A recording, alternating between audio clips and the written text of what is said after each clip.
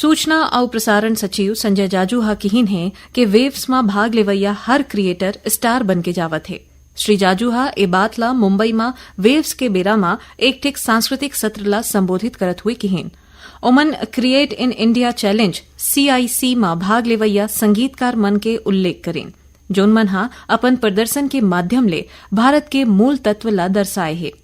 ओमन बताइन कि सरकार हा भविष्य के अंतर्राष्ट्रीय दौरा और प्रदर्शन पर ज्यादा स्थापित नाम के जगह में CIC के सबो संगीत प्रतियोगिता के विजेता मन ला लेके जाही।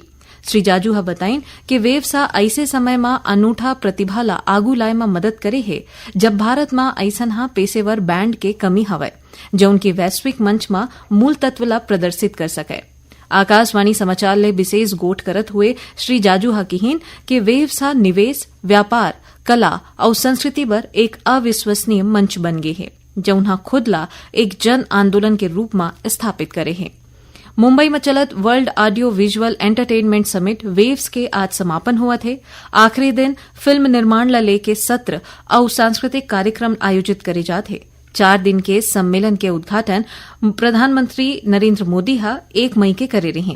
Connecting creators, connecting countries tagline वाले इस शिखर सम्मेलन भारत के मीडिया, मनोरंजन और डिजिटल नवाचार पर वैश्विक केंद्र के रूप में स्थापित करे के एक प्रयास रही। ए आयोजन में 90 ले ज्यादा देश के 10,000 ले ज्यादा प्रतिनिधि मन शामिल हुए।